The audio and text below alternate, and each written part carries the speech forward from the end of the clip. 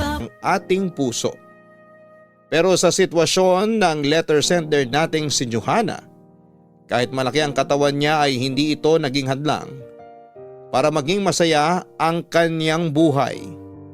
Ngunit kakibat ng pagkakaroon niya ng mabigat na timbang ay pahirapan naman sa kanya ang makahanap ng taong iibigin.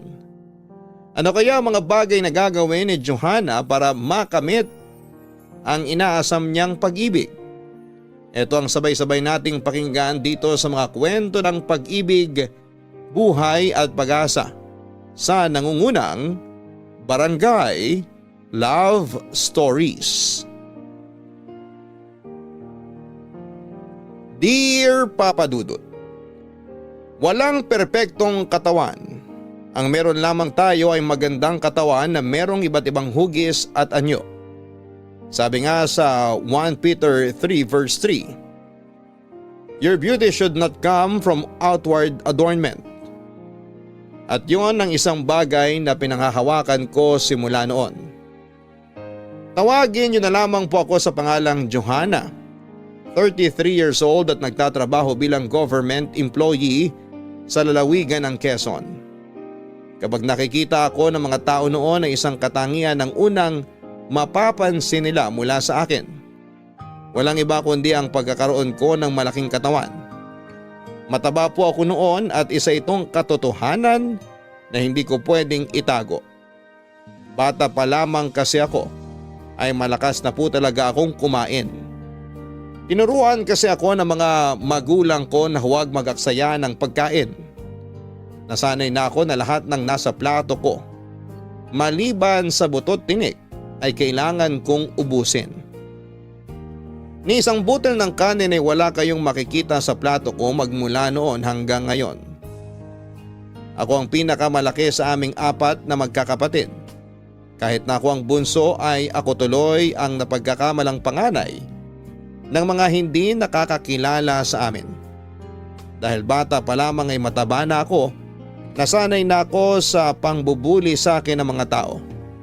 Lagi akong tinutokso dahil sa timbang ko. Laging ako ang ginagawang katatawanan dahil sa laki ng katawan ko.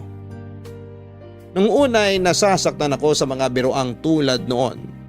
Nakakainsulto kasi siyang pakinggan, Papa Dudut. Pero nung nagdalaga na at nagmature na ang pag-iisip ko sa halip na ikahiya ang timbang ko, ay mas naging proud pa ako rito, Papa Dudut.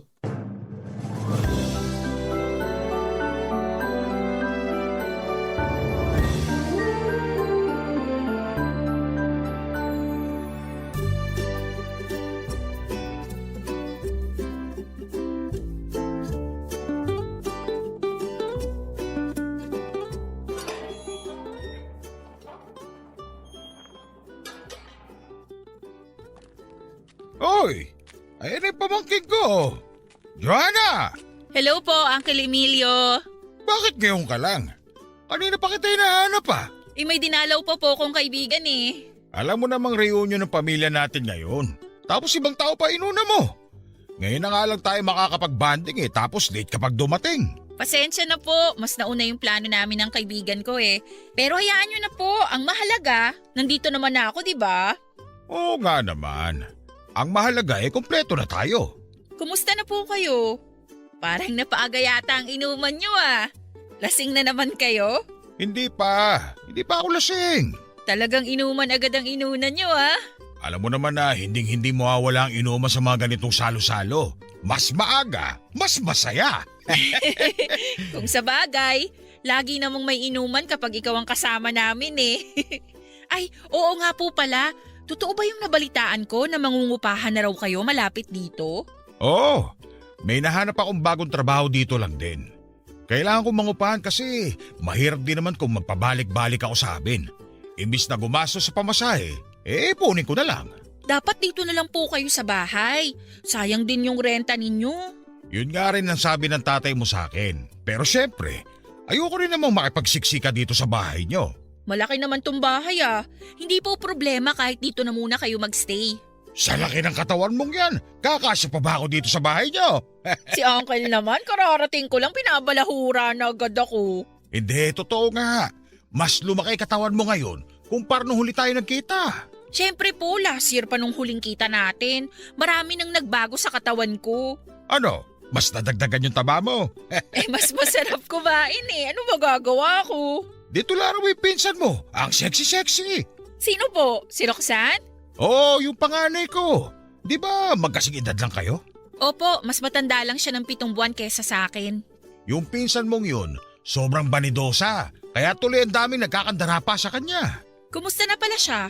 Nandito ba siya ngayon? Wala, nandun siya sa nobyo niya sa Bulacan. Doon na siya nakatira kayon eh. Ah, ganun ba? May boyfriend na pala siya? Oo, meron na. Matagal na. Ikaw ba? May boyfriend ka na rin ba? Wala pa po eh. Ang choosy ng mga lalaki ngayon, dahil pa mga babae.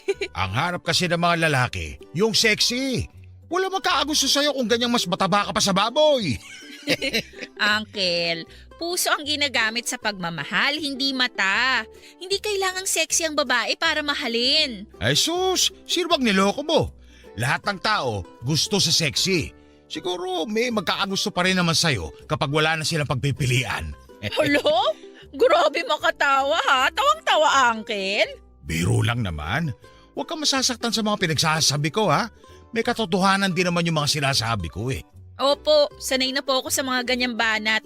Basta ako, proud ako sa katawan ko ngayon. Ang mahalaga, araw-araw akong busog. Kung sa bagay, katawan mo naman yan. Wala na akong magagawa kung gusto mo talaga maging mataba. Ayan, ganyan dapat. My body, my choice. Kayo nga paubos ng buhok nyo pero hindi ko naman pinapansin. Natural lang yan. Tumatanda na tayo eh. O kaya dapat hinay-hinay na rin kayo dyan sa pag-inom nyo. Nasaan na pala si na mama? Nasa loob, kumakain. O sige po, maiwan ko na kayo. Papasok na rin ako sa loob. O siya, sige. Kumain ka na rin dun at baka malipasan ka pa ng gutom. Mabawasan pa yung mga bilbil mo. Kayo rin po, enjoy sa pag-inom. Pakamusta na lang din sa atay nyo, ha?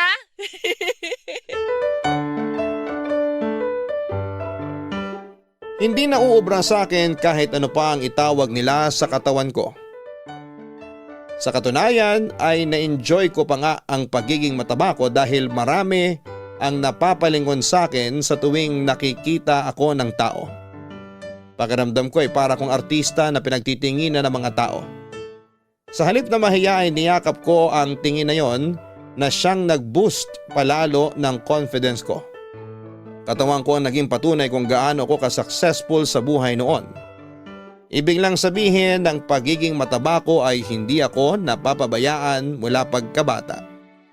Nakakakain ako ng mga bagay na gusto kong kainin. Anytime ay pwede kong lutuin ang mga pagkain na maisip kong kainin. Sa katunayan, punong-puno nga ang ref namin ng iba't ibang ingredients. Pwede kong magluto ng pasta anumang oras. Pwede ako mag-bake ng cake kung gugustuhin ko. Ako ang gumagawa ng sarili kong kape. Kapag nag-crave ako ng leche flan ay pwede akong gumawa ng sarili ko kahit sa kalagitnaan pa ito ng gabi. Pero sa kabila ng pagtanggap ko sa sarili kong katawan, ay hindi pa rin talaga maiiwasan ang diskriminasyon sa mga katulad kong matataba.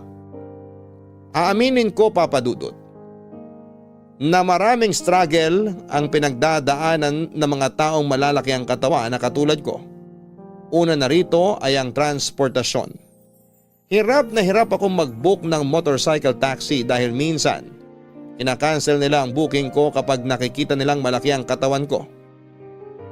Takot din sila na baka masyado akong mabigat para sa motor nila. Minsan ay hirap silang mag-drive dahil may kabigatan ako. Mahirap din makipagsiksikan sa mga public transportation dahil nga sa sobrang lapad ko. At yon ang lagi kong nakukwento sa kaibigan kong si Remy. Oh my gosh, magko-concert sila rito. Ha? Ano yun? Wala. Yung favorite K-pop group ko. May concert pala dito sa Pinas next month. Shucks! Max out na yata yung credit card ko. Paano ako makakabili ng ticket niyan? Ang laki ng problema ah. First time lang kasi nilang mag-concert dito. Kailangan kong makakuha ng ticket para makita ko sila in person. Crush na crush ko kaya yung leader nila. Ayan, diyan ka magaling eh. Sa mga Koreanong singputi ng singkamas. Hayaan mo na ako. Dito nga lang ako sumasaya eh. Mabalik tayo sa kinakwento mo kanina. So ano nga nangyari dun sa reunion nyo? Ayun nga. Ang highlight na naman ng buong ganap, yung katabaan ko syempre. Bidang-bida na naman ang ate mo. Kesyo mas tumaba raw ako ngayon kaysa nung huling kita nila sa akin. Kaya raw ako nananatiling single kasi natatakot daw yung mga lalaki sa sobrang laki ng katawan ko. Grabe naman yung mga kamag-anak mong yan. Ganun talaga kapag matatanda. Medyo naiwan yung kaisipan nila sa panahon nila. Di nila alam yung mga matataba ngayon, mas pogi pa ang jowa nila kaysa sa mga sexy dyan. Ang tanong, meron ka ba nun? Wala pa akong jowa, pero hindi naman ako nagmamadali. Darating din yan. Aminin mo, apektado ka no sa mga pinagsasasabi nila. At bakit naman ako magpapaapekto? Kasi may point naman sila. Isa ka rin eh. Medyo may pagka-boomer din yung pag-iisip mo eh. Hindi, ang ibig kong sabihin, totoo naman na wala ka pang jowa hanggang ngayon. Hindi ko naman kailangan ng jowa ngayon. Masaya ako kahit wala akong boyfriend. Or wala lang talagang choice kasi wala naman nagpaparamdam sa'yo. Grabe ka ha? Kaibigan ba talaga kita? Oo naman, at gusto ko na maging masaya ka rin. Masaya ako, FYI. Hindi magiging lalaki ang source of happiness ko at never mangyayari yon. Nasasabi mo lang yan kasi wala ka pa nagugustuhan. Pero alam mo, maganda rin naman na patunayan mo sa mga bashers mo na kahit mataba ka, kayang-kaya mong makahanap ng lalaking magmamahal sa'yo. Ay, hindi ko kailangan ng validation ng ibang tao. Magkakajowa ako kung kailan nakatakda akong magkajowa. Hindi ko ipipilit ang wala pa. Okay, sabi mo eh. Hindi ko kinakahiya ang pagiging mataba ko. Alam mo, yung pagiging sexy ng isang tao, hindi naman nakabase sa pangangatawan natin eh. Nakabase yan sa kung gaano ka-confident ang isang tao. At ako, confident ako sa mga taba ko. Di good for you. Yun naman din ang maganda sa'yo eh. Keber kung pagtawanan ka ng iba, ang mahalaga masaya ka. Tama. Pero ang nakakainis lang, bakit kailangan pagtawanan ng taong matataba? Bakit yung mga payat hindi naman ginaganon? Double standards eh. Kapag kaming matataba, kailangan bayaran yung ekstrang upuan kasi masyado kaming malaki. Pero yung mga payat ba, kalahati lang ba yung bayad kasi maliit lang yung space na nagagamit nila sa pagkukommute? Hindi naman, di ba? Aba malay ko dyan. Bakit akong tinatanong mo dyan hindi naman ako nagpauso niyan? Ayun nga ang punto ko. Ang lala ng discrimination sa mga matataba, pare-pareho lang din naman tayong tao. O akala ko ba hindi ka apektado? Hindi nga ako apektado. Naaawa lang ako sa ibang katulad ko na nabubuli dahil sa pagiging mataba nila. Hindi talaga natin maiiwasan yan kasi maraming tao ang walang modo at puro kasamaan ang pinapairal. Ay, sana mawala na yung ganong klaseng diskriminasyon sa mga susunod na henerasyon. Umaasa ako sa mga kabataan na pagdating ng panahon, hindi na issue sa kanila yung matabaman o payat ang isang tao. Sana nga. Papadudot, hindi na ako apektado sa bawat katatawanang ginagawa nila sa timbang ko. Wala na akong pakialam kahit na anuman ang sabihin nila tungkol sa akin dahil hindi naman sila ang nagpapakain sa akin. Masaya na ako sa mga bagay na meron ako noon. May struggle man ng konti pero nalalampasan ko naman ito araw-araw. Ang mahalaga ay buwan-buwan akong sumasahod at nasosuportahan ko ang pamilya ko dahil isa akong matinong tao. Nababayaran ko ang bills ko on time at nagagawa ko pang mag-ipon ng pera. Wala akong bisyo. Kapag nagkayayaan ay nakikipag-inuman ako minsan pero hindi ko ginagawang personality ang pag-inom. Hindi rin ako mahilig sa sugal. Hindi ako mahilig sa online shopping. Ang kinakaadikan ko lang noon ay ang pagbili ng merch ng paborito kong K-pop group at nagpupunta ako sa mga concerts nila. Kung tutuusin ay napakasimple lang ng buhay ko. Buong hapon akong nagtatrabaho sa malamig na opisina at pagka-uwi ay nagagawa ko pa rin ang mga bagay na kinakasaya ko. After work kasi ay nagkakaroon pa ako ng time para gawin ang mga hobbies ko katulad na lamang ng panonood, pagbabasa at pagluluto. Minsan kapag weekends ay lumalabas din ako kasama ang mga kaibigan ko. Itinitreat ko rin sa labas ang pamilya ko. Masaya na ako noon dahil tinatamasa ko ang buhay na ninanais ko. Wala kang mahahanap na stress sa buhay ko dahil payapa na ito. Hanggang sa isang araw ay biglang nagbago ang pananaw kong yon dahil sa isang tao. Hindi ko po kasi inaasahan at bigla na lamang titibok ang puso ko sa isang lalaking bigla na lamang dumating sa aking buhay. Nagsimula ang pagbabago sa buhay ko noong makilala ko si Dennis. Una kami nagkita sa isang gathering noong nagkaroon ng despedida party ang isa sa mga katrabaho ko dahil magmamigrate na sila noon sa Canada. Inimbitahan niya ang iba't ibang circle of friends niya at doon ko mismo unang nasulyapan si Dennis. Ang first impression ko sa kanya noong una na makita ko siya ay sobrang cute niya, Papa Dudut. Malinis siyang tingnan at kahit nasa malayo ay parang napakabango niya. Boy next door ang datingan niya. Maganda ang tindig at kalkulado ang bawat galaw nito. Sa buong party tahimik lamang siya. Man of few words, ika nga. Kung hindi mo siya lalapitan para kausapin ay hindi ka rin niya kakausapin. Medyo mahihain man siya sa simula pero kapag nakilala ka na niya ay unti-unti rin siyang mag-o-open sa'yo. Dahil likas na sa ugali ko ang maging life of the party ay hindi nakaligtas sa akin si Dennis. Kinausap at in-entertain ko siya buong gabi at nakita ko magaan din naman pala siyang kasama.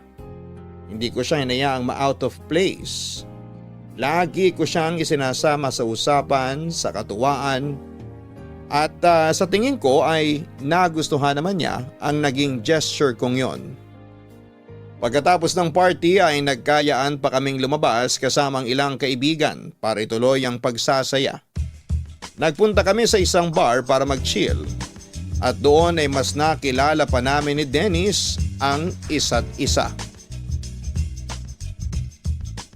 Hindi nga. Naging model ka rin? Matagal na yon. 16 o 17 years old lang yata ako nun. Saan naman? Anong klaseng modeling yung ginawa mo? Ano? Rumampa ka ba? Print? TV commercial? Commercial model. Isang beses lang yon tapos hindi na nasundan. Ah, so nakita ka sa TV? Oo, nakita. Pero saglit lang, mga 10 seconds lang siguro. Uy, anong commercial naman yun?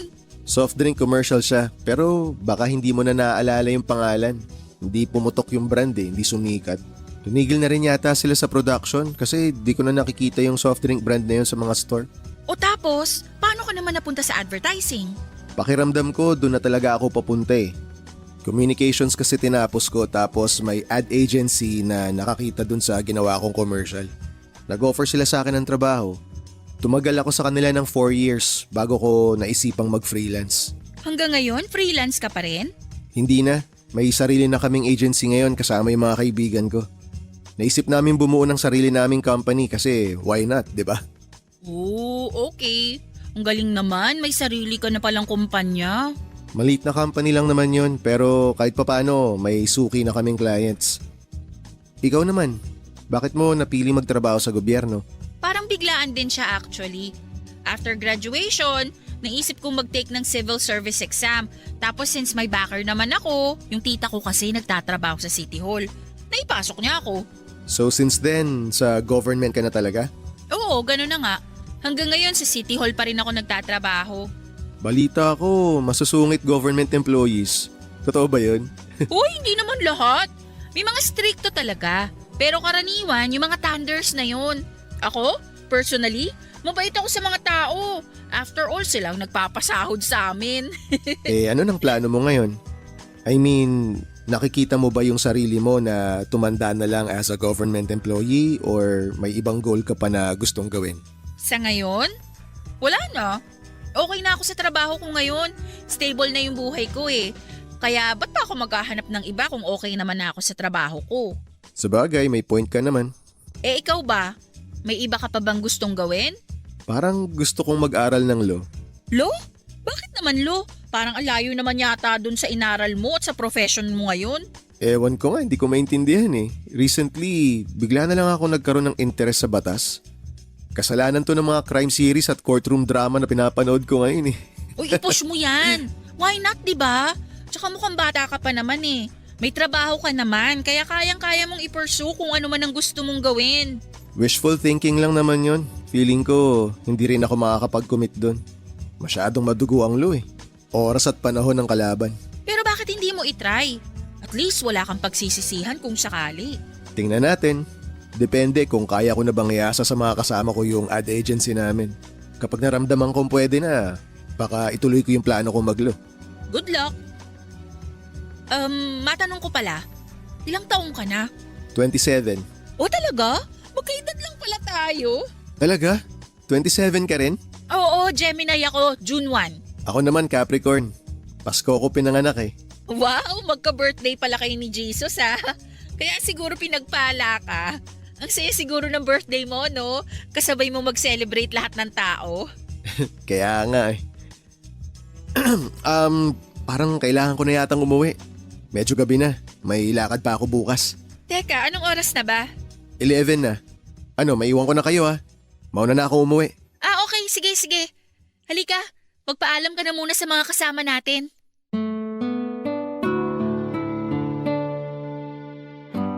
Papadudod si Dennis yung tipo ng tao na hindi masyadong masalita pero kapag nakausap mo na siya ay mapagtatanto mong kakauntiman.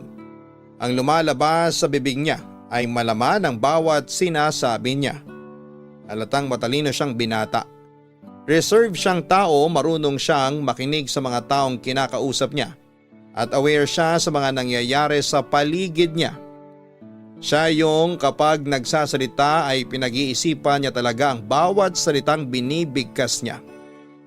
Yun ang isang katangian nito na hinangaan ko papadudot sa kanya ng sobra. Plus points pa na sobrang ganda ng kanyang mukha, sobrang kinis at ang liit ng pores niya kaya glossy ang dating ng mukha niya. Kaya naman hindi na nakapagtataka kung ang isang simpleng tulad ko ay mabilis na nagkagusto sa kanya. Matapos ang pagkikita namin yon ay hindi ko na sinayang ang pagkakataong makipagkaibigan kay Dennis. Kinuha ko ang socials niya at tinuloy namin ang getting to know stage naming dalawa. Approachable namang tao si Dennis, papadudot. Kaya kahit sobrang kulit ko sa chat ay nag-reply pa rin siya. Hindi ko siya tinatantanan dahil sobrang attached na ako sa kanya. Kahit na maikling panahon pa lamang kaming nagkakakilala. Simula noon tuwing lumalabas kami na mga kaibigan ko ay lagi ko siyang inaaya.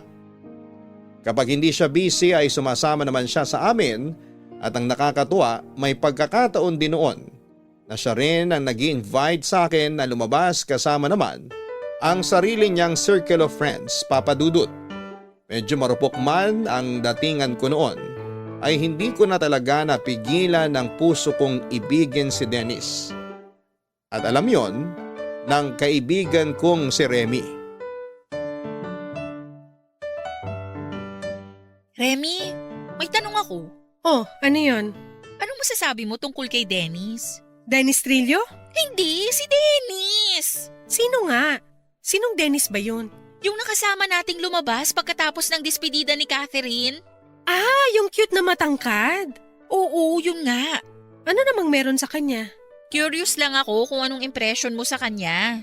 Ano namang sasabihin ko tungkol sa kanya hindi naman kami close? Gusto ko lang malaman kung ano ba yung na-feel mo nung nagkita kayo. Bad vibes ba? May good aura ba siya? Ano? Wala naman.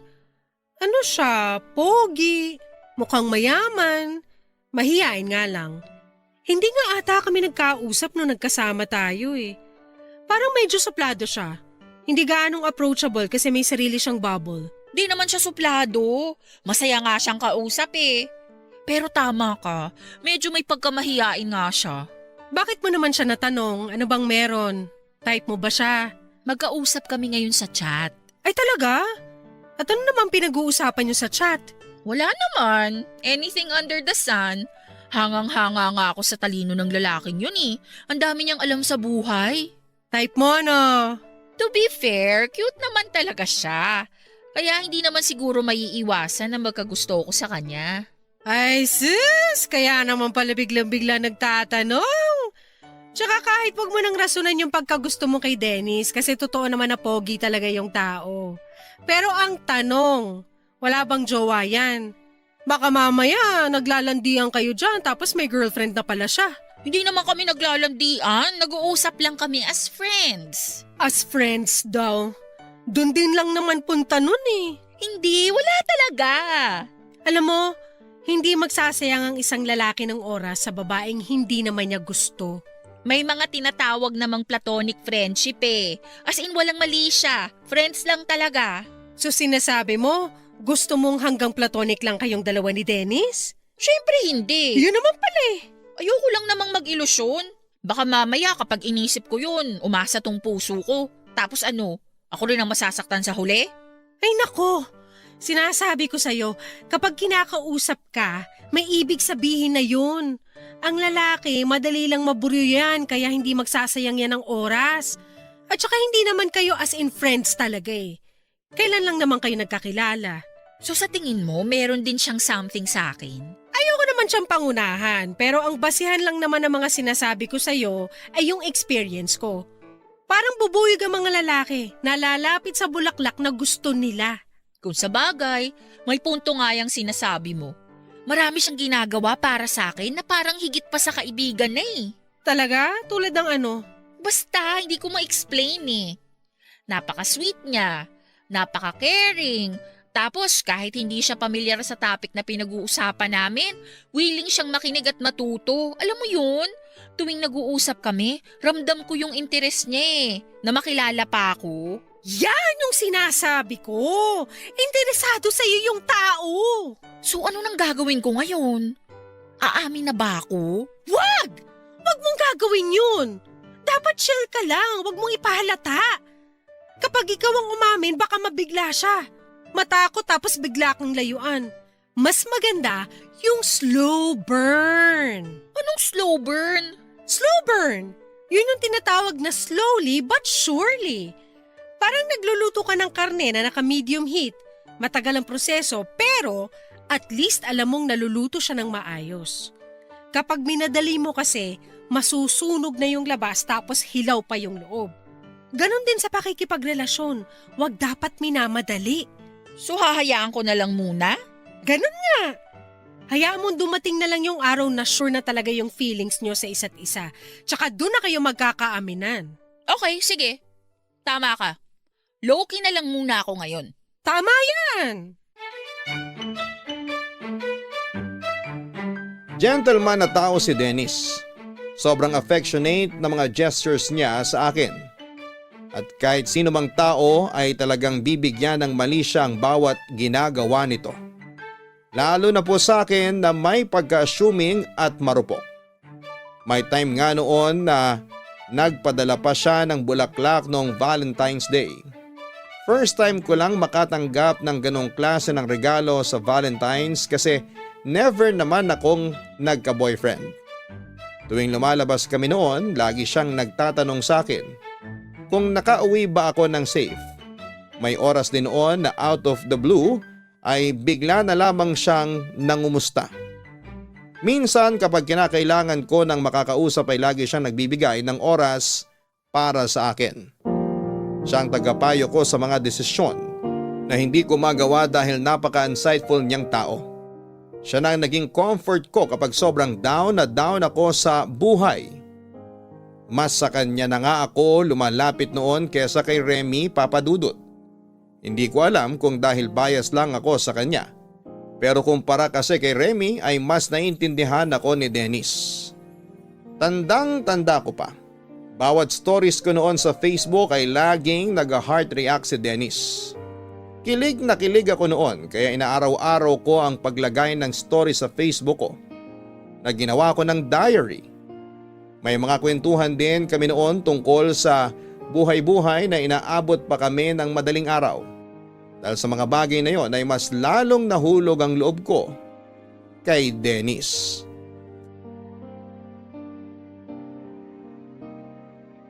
Ilang buwan na nagpatuloy ang magandang ugnayan namin ni Dennis. Sa pagtagal ng panahon ay mas lalo pa naming nakilala ang isa't isa sa puntong sobrang komportable na naming dalawa at kayang-kaya na naming mag-share ng sekreto sa bawat isa. May mga pagkakataon noon na nagpapasaring na ako kay Dennis tungkol sa mga nararamdaman ko sa kanya. Kaso hindi ko alam kung napipick up ba niya ito. At nagkukunwari lang siyang walang alam o manhid lang talaga siya at hindi niya pansin ang pagkakagusto ko sa kanya. Nasa punto na kami noon na binibiro ko na siya na gusto ko siyang jowain at minsan ay nakikiride naman si Dennis sa mga biro kong yon. Pero kapag napupunta na sa seryosohan ng usapan ay bigla siyang umuurong. Ganon pa man ay wala pa rin nagbago sa pakikitungo niya sa akin. Nandun pa rin ang concern niya sa akin na para bang may something talaga. Kaya naman ang ginawa ko ay sinunod ko na lamang ang advice sa akin ng mga kaibigan ko noon na umamin na kay Dennis para hindi na ako mapagod sa pagtatanong at pag-a-assume. Ako na mismo ang nag-first move sa kanya, Papa Dudut. Inaya ko si Dennis na lumabas isang araw ng 2 lamang kami. Doon ay inamin ko na sa kanya kung ano ang nararamdaman ng puso ko. Uy, salamat pala na pinaunlakan mo tong invite ko sa'yo kahit biglaan ha. Oo naman. Sakto nga tong aya mo kasi matagal na rin akong hindi nakakalabas ng bahay. Talaga? Bakit naman? Busy kasi kami ngayon sa bago naming client. Opening na nila 2 months from now kaya nagpaplano na kami kung paano namin ipopromote yung business nila. Anong klaseng business ba yun? Bagong aesthetic clinic tapos nasabay pa yung isang event naman ng dati naming client. Kaya medyo ngarag. Oh, ang busy nyo pala. Mas maganda na yun kesa walang client, di ba? Oo nga naman. At least nagbo-boom yung company nyo. Di bali ng pagod basta may pumapasok na pera. Pero ang hirap siguro ng trabaho nyo, no? Kasi utak yung kailangan gamitin para makapag-promote eh. Kailangan talaga ng creativity sa trabaho namin pero ang pinakamahalaga sa lahat, yung data analysis. Kailangan mo mag-research para mahanap mo kung ano yung pulso ng demographic na gusto mong kunin. Grabe, napaka-technical naman. Ang hirap sumunod. Sorry, lumalabas na naman yung pagiging know-it-all ko. Hindi ka know-it-all. Okay lang yun. Yun nga ang nagustuhan ko sa'yo eh. Napaka-knowledgeable mo sa mga bagay-bagay. Hindi ko nga alam kung paano nagkakasya lahat ng impormasyong nalalaman mo dyan sa utak mo eh. Pero sabihin mo lang kung nabobore ka na sa usapan natin. Minsan kasi yung ugali kong to, kinaiinisan ng mga kaibigan ko eh. Bakit naman? May pagkakataon daw kasi na lumalabas yung bida-bida na personality ko. Uy, hindi ah. Alam mo, mas malakas talaga ang appeal ng mga lalaking matalino. Para sa akin, mas nakaka-turn on yung may laman ng utak kesa sa papogi lang. Salamat. Eh ikaw, saan ka naman na-attract pagdating sa mga babae? Ako? Gusto ko yung self-aware. Yung marunong makiramdam, marunong makisimpatya. Ayoko sa masyadong padalos-dalos. Ang gusto ko sa tao yung nag-iisip muna bago gumawa ng desisyon. Okay. So may nahanap ka na bang babaeng self-aware? Actually, marami naman akong kakilalang ganun. Hindi, I mean, di ba nga attracted ka sa mga ganong klaseng babae? May nakilala ka na ba na ganon na, ewan ko, gusto mong ligawan or what? Wala pa naman. Sa ngayon, hindi pa naman kasi ako naghahanap. Katulad nga ng sinabi ko, busy pa ako. Eh sa akin, hindi ka ba attracted? To be honest, nakakahawa yung pagiging masiyahin mo. Ang lakas ng confidence mo eh. Ikaw na siguro yung tanging babae na nakilala ko na hindi marunong makaramdam ng anxiety. Para sa akin na medyo introvert, ang laking bagay nun na magkaroon ng kaibigang outgoing. Kaibigan? Oo, ikaw. Ikaw lang yung kaibigan ko na hindi nauubusan na mapag-uusapan. Hanggang kaibigan lang ba tayo? Anong ibig mong sabihin? Hindi ba halata? May gusto ko sa'yo, Dennis. Ang totoo niyan, napapansin ko na talaga noon pa na iba yung pakikitungo mo sa akin. Ayoko lang pangunahan ka kasi baka mali lang ako ng akala. Sana nga, mali na lang ako ng inakala. Bakit naman? Kasi Johanna, hindi pareho yung nararamdaman natin. Wala akong pagtingin sa'yo. Nakikita kita bilang kaibigan lang. Isang mabuting kaibigan. Sorry talaga pero wala akong nararamdamang anumang romantic feelings para sa'yo eh. Ganun ba? I'm sorry. Ay, hindi. kailangan mag-sorry. Sinubukan ko lang naman eh. At least ngayon, wala akong pagsisisihan. 'Di ba? Change topic na nga tayo.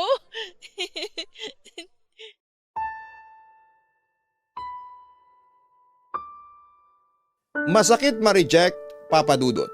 Pero tinanggap ko yon na parang MVP sa harapan ni Dennis. Hindi ko ipinakita na nasaktan ako. Hindi ko pinaramdam sa kanya na kailangan niyang maawa sa akin dahil lang hindi niya ako gusto. Tinapos ko ang date namin ng mabigatang dibdib. Nung nakauwi ako ay saka na lamang lumabas sa mga emosyong kinikimkim ko. Masyado ko nag-expect sa isang bagay na imposible pa lang mangyari. Bigla akong naawa sa sarili ko dahil para kong tanga. Na umasang magkakaroon din ng pagtingin sa akin si Dennis. Masyado kong niromanticize ang mga naging interaction naming dalawa sa puntong napaniwala ko ang sarili ko na baka nga may lihim na pagtingin din sa akin si Dennis. Yun pala lahat ng gestures niya ay bilang kaibigan lamang. Hiyang-hiya ako sa ginawa kong yon para tuloy napaka-desperada kong tao dahil ako pa mismo ang umamin sa lalaking minamahal ko. Mabuti na lamang at kahit ipinahiya ko ang sarili ko, sa harap ni Dennis ay hindi pa rin nagbago ang pakikitungo niya sa akin. Nagpatuloy pa rin ang interaction namin na parang walang nangyari. Thankful ako doon na hindi na muling inungkat pa ni Dennis ang ginawa kong confession sa kanya. Papadudot, gusto ko mang magalit kay Dennis ay hindi ko magawang magalit sa kanya dahil hindi naman niya kasalanan na hindi niya ako nagustuhan pabalik. Mabuti nga yon na maaga niya ako nireject nang sa ganon ay hindi na ako patuloy na umaasa at nag-iilusyon pa sa kanya. Kung pagkakaibigan lang ang gusto mula sa akin ni Dennis ay yun muna ang ibibigay ko sa kanya. Pero ganun pa man ay hindi pa rin ako nawala ng pag-aasa na balang araw ay mapapaibig ko rin si Dennis.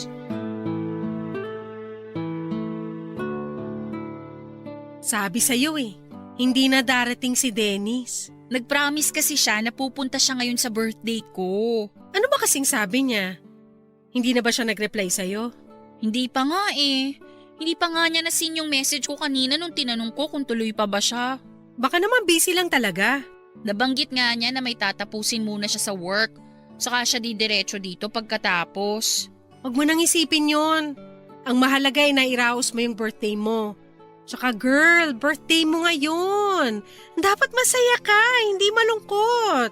Hindi kaya iniiwasan niya ako? Dahil na-awkwardan na siya simula nung umamin ako sa kanya? Pwede rin, pero sabi mo nga, nag-uusap pa rin naman kayo, di ba? Kahit na ganun yung nangyari. Baka busy lang talaga yung tao kaya hindi siya nakarating. Siguro nga. Bakit ba hinahayaan mong sirain ng isang tao yung araw mo? Hanggang ngayon ba umaasa ka pa rin na magugustuhan ka pabalik ni Dennis? Hindi. Malinaw na sa akin yung sinabi ni Dennis na nakikita niya lang ako as a friend. Malabong magkagusto siya sa akin. Yun naman pala So bakit siya pa rin ang inaalala mo ngayon? Si Ella nga na kaibigan din natin. Hindi rin nakarating pero hindi ka naman dismayado sa kanya. Siyempre, iba si Ella. Kasi si Dennis mahal mo. Ay, naku Johanna, sinasabi ko sa'yo, bumitaw ka na hanggat maaga pa. Kaya ka nga ni-reject agad para makapag-move on ka na kaagad. Alam Wala niyo! Ang kalimilyo naman. Akala ko ba natutulog kayo dyan sa sofa? Umidlip lang ako saglit para mawala yung taba ng alak. Babalik din ako sa inuman mamaya. Maaga akong nalasing Narinig ko pala yung usapan nyo nitong si Remy. Medyo malakas boses nyo Sisingit lang ako, pwede ba?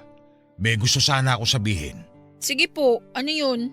Mabuti pa nga po na kayo na magbigay ng advice dito kay Johanna para matauhan siya. Umamin ka sa lalaking hindi ka gusto, tama ba? Opo. Tapos inimbitahan mo siya ngayong birthday mo pero hindi siya sumipot. Opo, ganun na nga po. Alam mo kung bakit hindi siya sumipot? Bakit po? Kasi ayaw niya sa'yo. Alam ko po.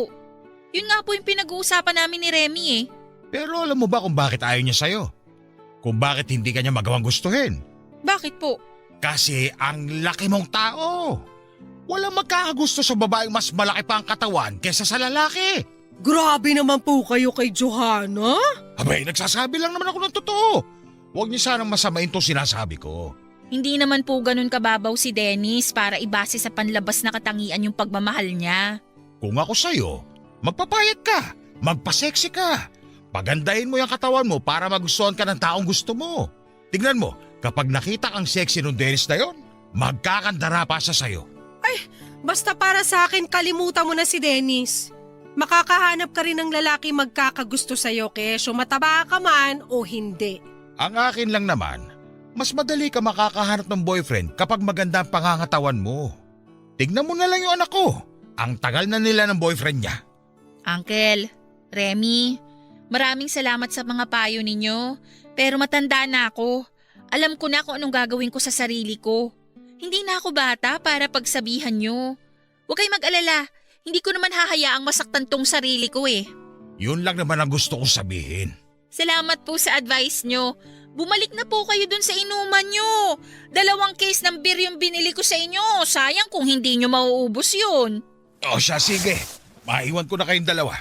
Sige po, pakalasing kayo! For the first time ay nasaktan ako sa mga narinig ko mula kay Uncle Emilio. May kurot ang mga sinabi nito dahil napagtanto ko na baka totoo nga ang kaya hindi nagkagusto sa akin si Dennis ay dahil sa itsura ko. Mataba ako kaya hindi niya ako nakikita bilang girlfriend material. Kung sabagay, taong gym si Dennis. Halata naman ito sa pagkakaroon niya ng magandang pangangatawan. Kung si Dennis ay puro abs at muscles ang nilalaman ng kanyang katawan. Ako naman ay puno ng bilbil hindi lang sa tiyan kundi maging sa mga braso ko, binti, leeg at pati na yata sa pisngi ko ay may bilbil na rin. Papadudot sa unang pagkakataon ay nakaramdam ako ng panliliit.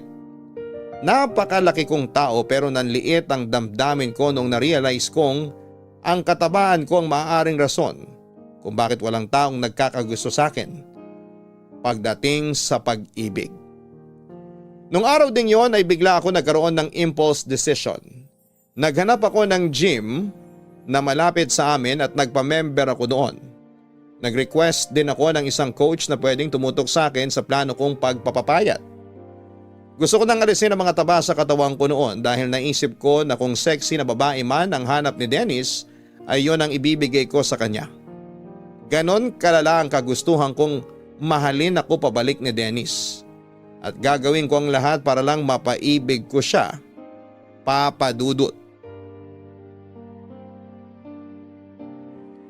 Sa loob ng 1.5 taon ay ginawa ko ang lahat para mabawasan ang timbang ko. Si Dennis ang naging motivation ko para alisin ang mga taba sa katawan ko. Nagpupunta ako noon sa gym 6 times a week. Pagkatapos ng trabaho ko sa opisina, ay agad akong dumidiretso sa gym at doon ay nagbababad ako ng 1 oras kasama ang coach ko na naging katuwang ko sa pag-workout. Kasabay ng araw-araw na pagpapapawi sa gym ay pinalitan ko rin ang meal plan ko. Umiwas ako sa mga pagkaing mataas sa sugar content. Hindi na rin ako kumakain ng mga mamantikang pagkain. Tinanggal ko rin ang carbs sa diet ko at mas nag-focus ako sa pag-reduce ng fats sa katawan ko. Kasabay na mga panahong yon, ay naisipan kong wag na munang magpakita kay Dennis. Gusto ko siyang i-surprise, gusto ko na kapag nagkita ulit kami ay nag-glow up na ako. Patuloy pa rin naman ang komunikasyon namin noon pero puro sa chat lang kami nakakapag-usap, papadudot. Hindi naglaon. Ang pagpupursige ko sa gym ay nagkaroon din ng resulta. Unti-unti ay nabawasan ang mga tabako sa katawan. Para kung lobo noon na nawala ng hangin at numipis. Dahil sa mabilis na pagkawala ng body fats ko, ay naging lawlaw noon ang balat ko kaya kinailangan ko pang magpo-opera para maalis ang excess skin na naiwan sa katawan ko. Simula noong pumayat ako, lahat ng gastos ay ginawa ko para makuha ang body goal ko. At matapos ang mahabang panahon, kung kailan handa na ang buong katawan ko, ay muli akong nakipagkita kay Dennis nung nagkaroon ng salo-salo sa kasal ng kaibigan namin. Dennis! Hello! Johanna? Ako nga. Di mo ako namukhaan, no? Oo, hindi nga. Sabi ko, familiar yung mukha mo tapos na-realize ko, ikaw pala yan. Wow! Ang laki ng ipinagbago mo ha. Ano, maganda ba?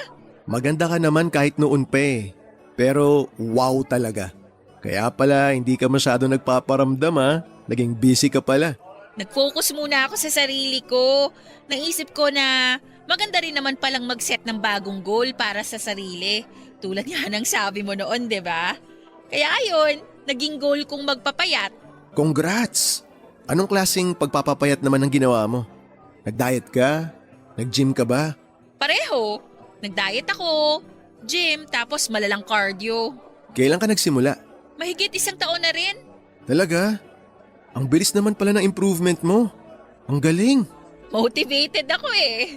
Ano naman naging motivation mo? Teka sandali, bakit mo pala naisipang magpapayat? Marami akong dahilan. Una, dahil sa discrimination ng mga tao sa matataba. Hindi naman sa hindi ako proud sa katawan ko noon, pero aminin natin, nadidiscriminate talaga ang mga matataba dahil sa katawan nila. Pangalawa, gusto kong maiba naman. Lumaki akong malaki ang katawan eh. Gusto ko namang maranasan ngayon kung paano ang buhay ng isang taong may magandang pangangatawan. Panghuli, dahil sa'yo. Sa akin? Bakit naman isa ako sa mga dahilan mo? Kasi naisip ko na kaya baka hindi mo ako nagustuhan dahil mataba ako. Johanna, hindi yun ang rason. Eh ano? Ano yung rason mo bakit ayaw mo sa akin? Hindi lang talaga tayo compatible. Masaya kang kasama at gusto kitang maging kaibigan. Pero hanggang dun lang talaga yun eh. Hanggang dun lang talaga tayo pwede. Bilang magkaibigan. Kahit ganito na itsura ko? Kahit sexy na ako, ayaw mo pa rin sa akin?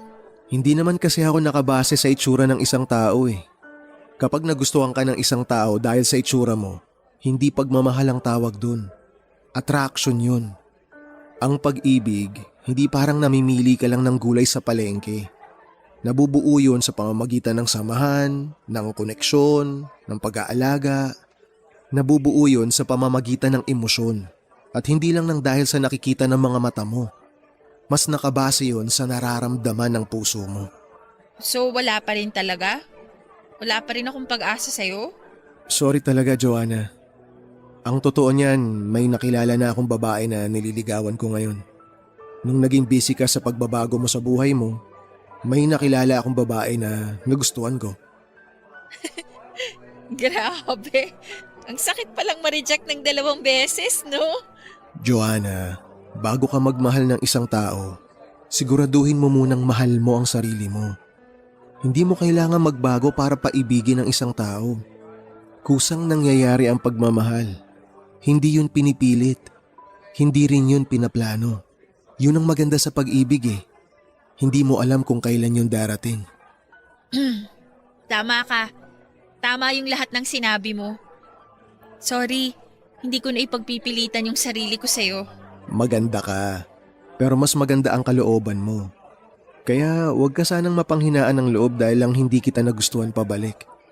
Alam ko namang hindi ka mahihirapang maghanap ng taong magmamahal sa'yo eh. Kasi lovable ka naman talaga. Salamat.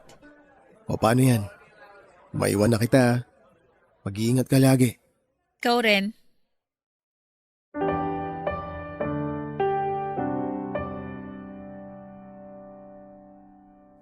Papadudot masakit pala ang masampal ng katotohanan.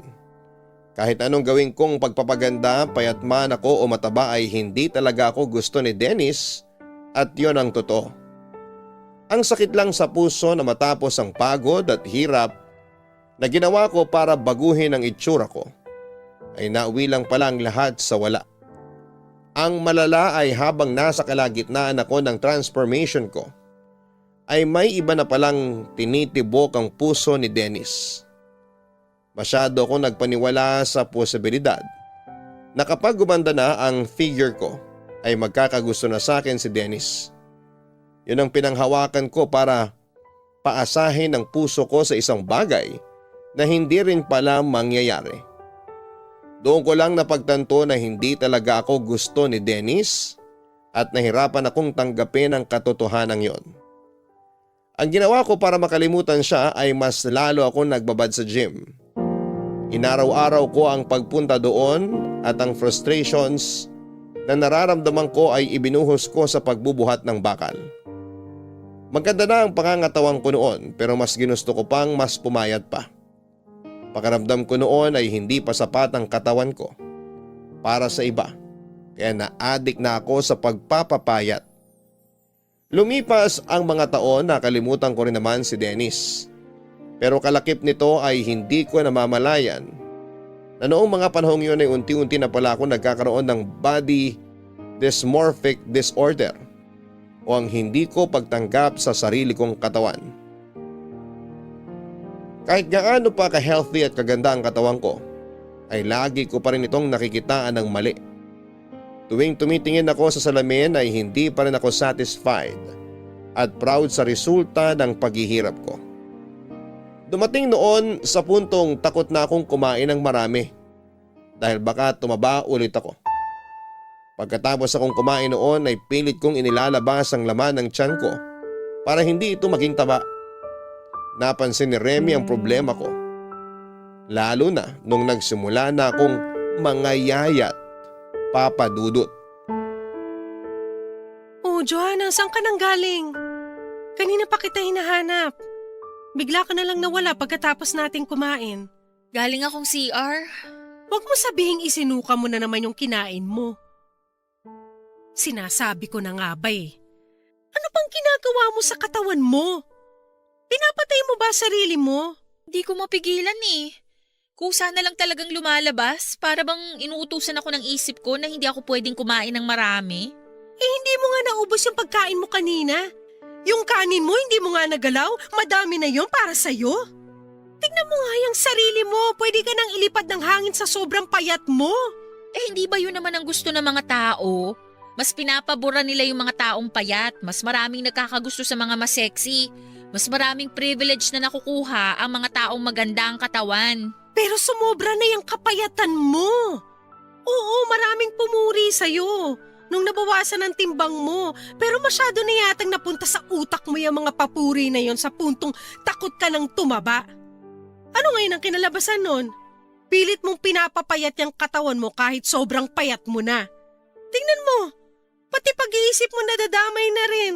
Ayoko lang na bumalik ako sa dati. Malayo ka na sa dati, Johanna. Wala nang tabayang katawan mo, buto na lang talaga yung natira. Hayaan mo na nga ako. Anong hayaan? Bilang kaibigan, hindi kita kayang panoorin na pinapatay mo yung sarili mo. Dahil sa ginagawa mo, wala nang nutrisyong nakukuha yung katawan mo. Hindi healthy ang ginagawa mo. Bakit ka ba nagkakaganyan? Gusto ko lang i-maintain yung katawan ko. Hindi. May rason kung ba't ka nagkakaganyan. Dahil ba to kay Dennis? Anong kinalaman ni Dennis dito? Matagal na yung sa amin. Simula nung nireject ka ni Dennis, pinarusahan mo na yung sarili mo. Masyado ka na naging obsessed sa pagpapapayat. Walang kinalaman dito si Dennis. Tapos na ako sa kanya, nakapag-move on na ako. Tsaka masaya na siya sa buhay niya, kaya huwag mo na siyang dinadamay dito. Kung ganon, bakit? Bakit ka nagkakaganyan? Remy, wala naman kasi akong problema. Bakit mo ba pinipilit na may problema ako? Tumingin ka nga sa salamin. Ang laki-laki ng problema mo ngayon. Mental issue na yan. Nasa utak mo na yung problema. So sinasabi mo nababaliw na ako? Gusto ko lang naman pumayat. Gusto ko lang magkaroon ng magandang katawan. Anong mali doon? Payat ka na, Johanna! Sobrang payat mo na at sa totoo lang hindi na magandang tignan yung katawan mo. Tinatanong mo sa akin kung anong mali. Ang mali ay yung ginugutom mo yung sarili mo. May tawag dyan eh. Alam mo kung ano? Ano? Eating disorder. May eating problem ka na.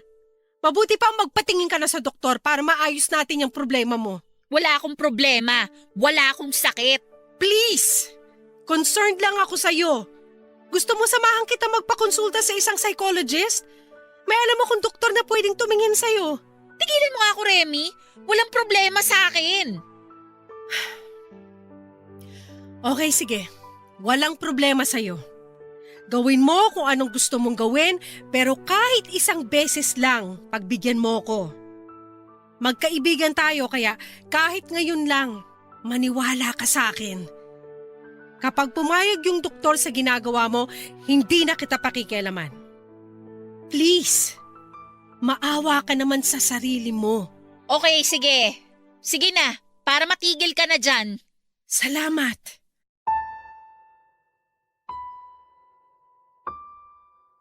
Naawa na rin ako sa sarili ko noon, Papa Dudut. Pero kahit na anong gawin ko ay ayaw na talagang pumasok ng pagkain sa katawan ko. Isip ang kalaban ko noon at napakahirap kalabanin ito. Dahil kahit na anong pilit mo ay katawan mo mismo ang sumusuko.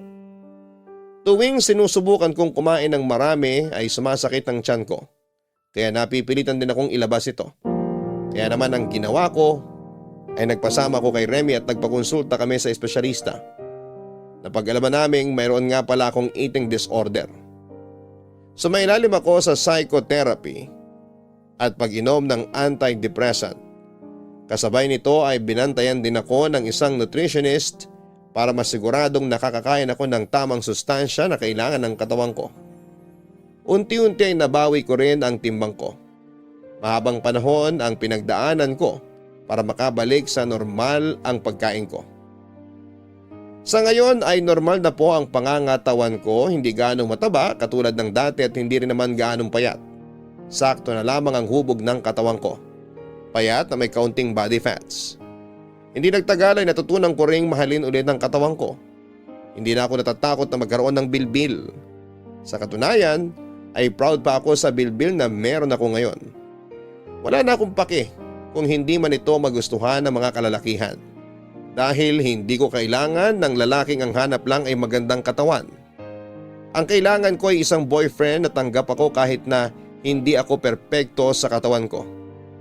Sa ngayon ay patuloy pa rin ako naghahanap ng tamang pag-ibig at umaasa ako na darating din ng lalaking pipiliin ako, hindi dahil sa panlabas kong anyo kundi dahil sa nilalaman ng aking puso. Hanggang dito na lamang po ang sulat ko sa inyo, Papa Dudut, at maraming salamat at pagpalain po sana kayo ng Panginoon.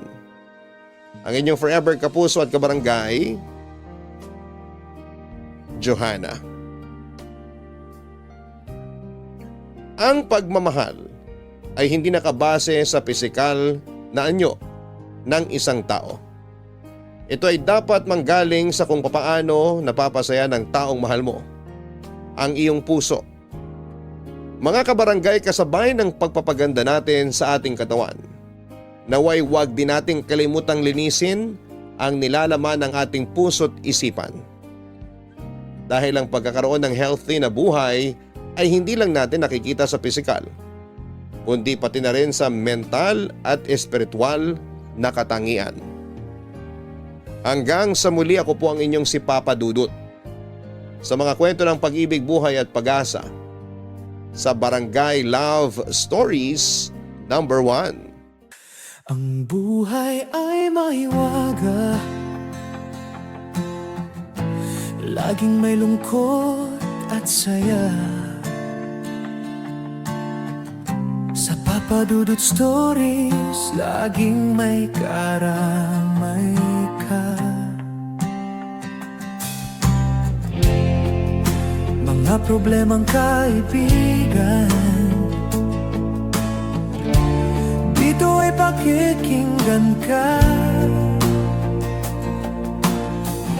Sa Papa Dudut Stories, kami ay iyong kasama. Dito sa Papa Dudut Stories, ikaw ay hindi nag-iisa.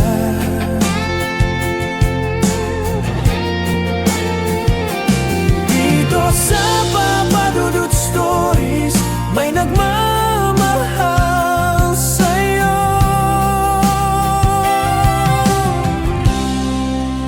Papa Dudut Stories, Papa Dudut Stories, Papa Dudut Stories. iiniti. Dito sa Papa Dudut Stories, ikaw ay hindi nag-iisa.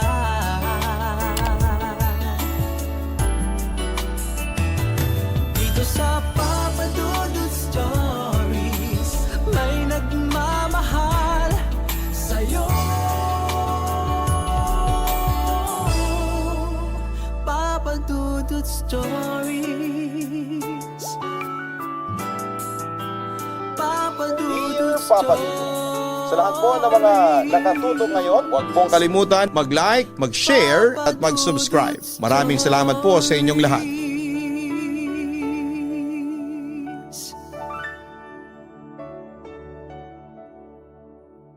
Nakakatuwa ang pakiramdam kapag meron kang inspirasyon sa buhay. Mas nagiging masigla ka sa pagtatrabaho o pag-aaral. Para bang bumibilis ang oras kapag kasama mo ang iyong hinahangaan, kahit na hindi niya ito alam. Ikaw kabarangay, naranasan mo na bang magmahal ng palihim?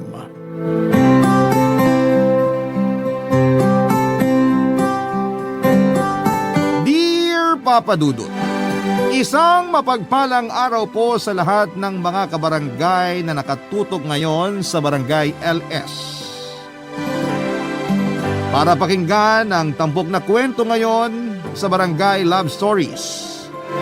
Itago niyo na lamang po ako sa pangalang Jam. 35 years old na sa ngayon at ito ang kwento ko na nangyari nung ako ay 30 pa lamang.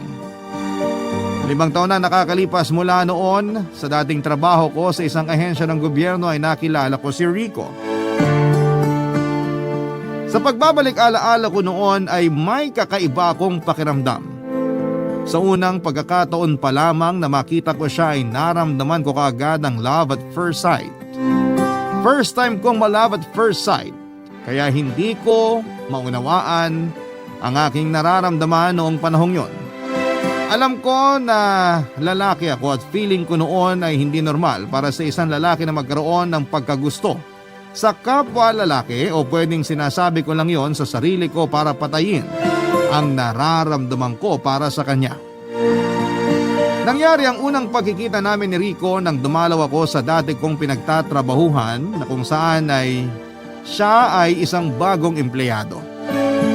Si Dada na aking kaibigan na doon pa din nagtatrabaho, siya ang tanging nakakaalam ng aking pagkatao.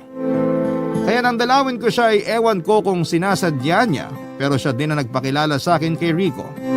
Hindi ko din alam kung napapraning lang ba ako o kung totoo ang nararamdaman ko na crush ko si Rico. Papa Dudut, unang beses pa lamang namin na mag-usap ay nagulat ako na alam niya ang mga social media accounts ko at nag-friend request at nag-follow siya sa mga ito. Parang ang haba ng buhok ko at munti kong matapakan ng mga panahong yon, Papa Dudut.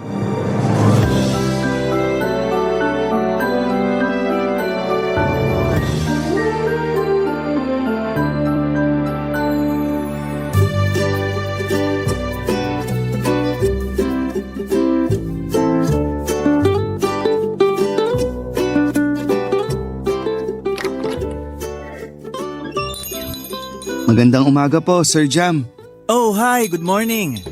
Sana magandang araw mo. Likewise po, sir. Sana kayo rin. Kamusta ang unang linggo mo? Okay lang, sir. Medyo naninibago pa lang po. Bakit naman? Kasi iba po ang nature ng job. Diretsuhin mo nga ako. GRO ka ba dati dahil ibang nature ng job mo? GRO? Ano po yun, Sir Jam? Guest Relation Officer? Ah, okay. You mean nagtatrabaho sa bar? Nako, hindi po, no? Okay, fine. Sabi mo eh. So ano nga ang dati mong trabaho? Freelance model po ako, sir. Pero ngayon, side hustle ko na lang kasi may regular job na ako dito. Regular job? Hoy, huwag ka mag-a-assume. Contractual ka pa lang. Oo nga pala. Biro lang. Pero balik tayo sa usapan natin. Kamusta ang unang linggo mo? Sir, paulit-ulit po ba tayo? Ha? Biro lang din po. Okay naman po, Sir Jam. Kinakapaka pa ako pa ang trabaho. Sabi ko nga po kanina, medyo naninibago. Anong kinakapa mo? Pardon, sir? Ay, wala. So ano na nga ulit ang trabaho mo dati? Sir naman freelance model po. Ay, oo nga pala. Pero pagdating sa'yo, hindi ako nakakalimot. Ano yun, sir? Wala. Sige, hindi na ako magtatagal. Babalik na ako sa opisina at may tatapusin lang akong tao. Gusto mo isunod pa kita? Charot! Pakisabi na lang kay Dada umalis na ako. Hindi nyo na siya hihintayin? Hindi naman siyang ipinunta ko. Po? Wala. Ang sabi ko, ikaw, dapat galingan mo sa trabaho mo dito. Kasi kapag ako na ang section head mo, papahirapan talaga kita. Tiyos! Buti na lang pala, hindi kayo ang naging section head ko. Basta galingan mo para magtagal ka dito. Para madalaw kita palagi. Sir? Sabi ko, aalis na ako. Ingat, sir. Ay, sir, siya nga pala. Check mo notification mo. Nag-send po kasi ako ng friend request sa mga social media accounts mo at na-follow ko na rin. Ang dami mo na palang followers Stalker ka ba? Buti na lang cute ka. Ano ka mo, sir? Paano mo naman nalaman ng mga social media accounts ko? Ano po yung cute? Anong cute? Ewan ko. Kung ano-ano nadidinig mo. Pero kung tinatanong mo ako kung cute ka sa tingin ko, medyo mataas standards ko Grabe ka sa akin, Sir Jam. Hoy, joke lang. Baka magtampo ka na sa akin at di mo na ako pansinin ha? Medyo sobra po kasi yung nasabi nyo. Pakibawi na lang po sa pamamagitan ng pagsasabing cute ako. Alam mo, chinichika mo naman ako Bumalik ka na nga dun sa desk mo. Ingat, sir. Okay, fine. Very good. Bye. Hindi nagtagal ay naging magkaibigan kami ni Rico Papadudot. Mas napadalas na rin ang pagbisita ko sa dating opisina ko, pero hindi ito dahil na-miss ko ang dati kong trabaho, kundi dahil pakiramdam ko ay nabubuo ang araw ko kapag nakakasama at nakakausap ko si Rico. Tuwing buwibisita ako sa opisina nila ay palagi akong nagpapabango, naghahanda ng mga joke at banat. Gusto ko po kasi na masaya si Rico kapag nandun ako, at minsan nga inaasar ko si Rico para mapansin niya ako. Hanggang isang araw ay in-invite niya ako na magkape sa baba ng kanilang opisina. Papadudot, aarte pa ba ako? Siyempre, agad akong pumayag. Saka isa pa ay libre naman niya. E di bongga po, hindi ba? Pero noong nasa coffee shop na kami, nagulat ako dahil ako pala ang magbabayad ng in-order namin.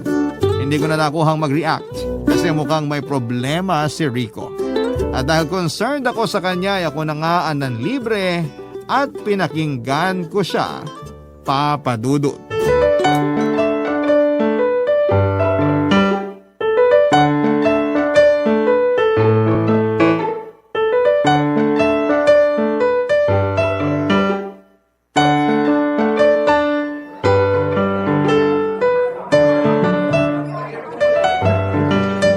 Rico, anong nakain mo at inimbitahan mo ko na magkape? Ikaw? Excuse me? Teka, libre ba to? Hindi. Hindi pa kami sumasahod. Di ba nga, COS ako? Sa susunod na buwan pa ako sa sahod. Kanya-kanya pala to? Papalibre po muna sana ako Kasi nga po… Sa susunod na buwan pa ang sahod mo. Ang tagal Sige, kausapin ko si Dada para itanong niya sa HR and i-follow up niya ang salary mo.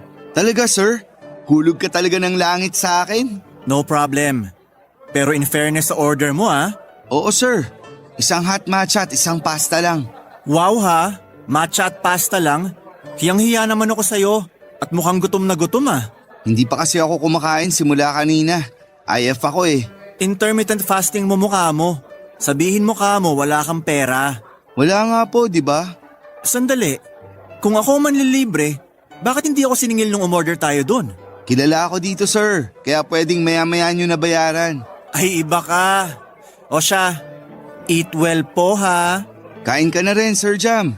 Don't mind me. Nakikita lang kitang kumakain, busog na ako. Ay sus, ito, tikman mo. Sarap. Ganon?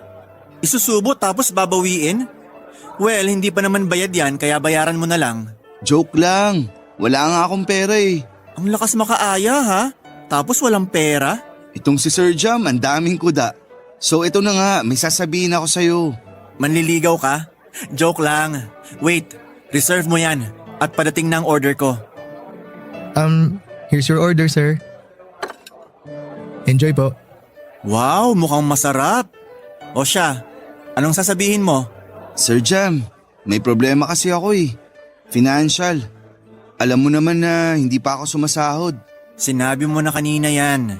Magbabaka sakali sana ako na dun tumira sa'yo ng pansamantala. Medyo nabibigatan na kasi ako sa upa ko sa apartment. Nasa 5,500 pesos din ang bayad. Labas pa dun ang tubig at ilaw. Kung okay lang naman sa'yo. Straight to the point ha.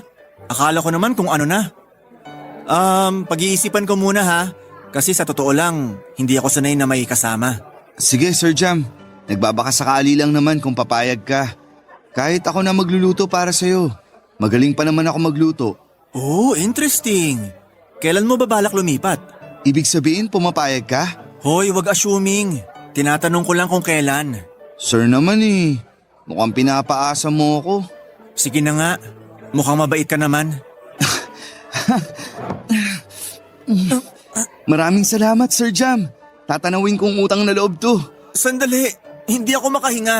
Ay, sorry. Ano ka ba? Gusto ko nga wag makahinga eh. Chos!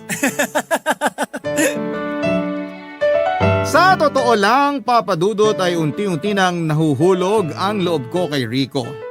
Dinadaan ko lang sa biro pero half men po ang mga yon. Sa totoo lang ay medyo makapal ang mukha ni Rico pero sa kabilang banda ay maganda naman sa tao ang diretsahang magsalita.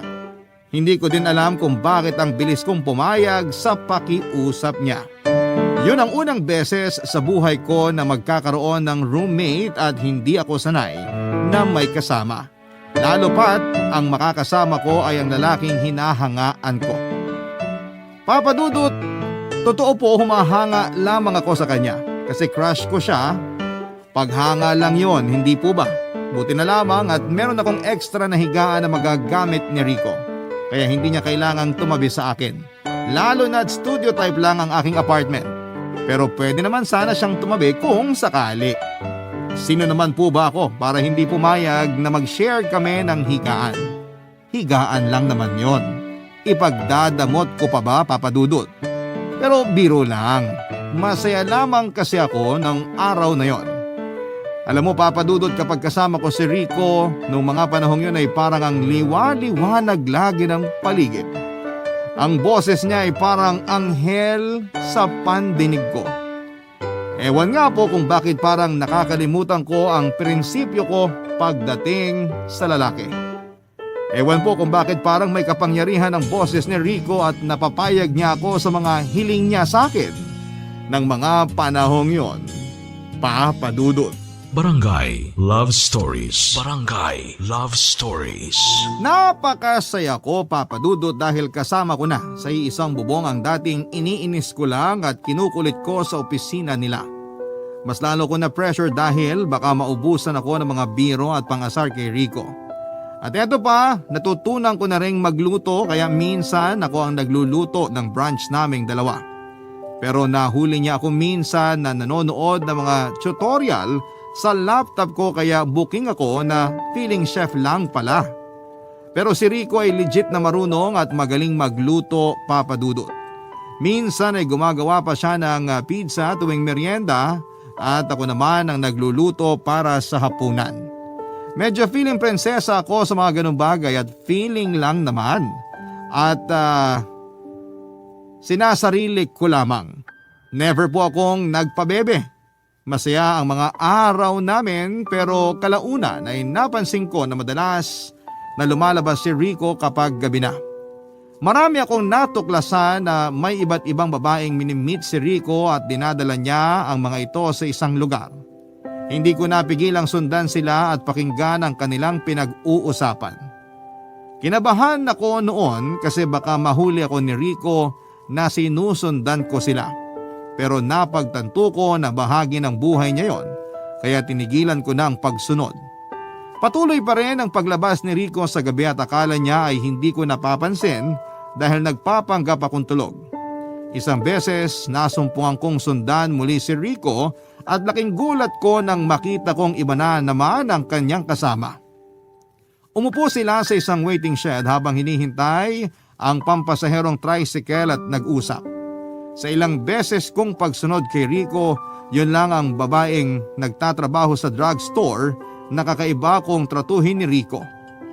Iba kesa sa mga nauna kong sinundan, Papa Dudut.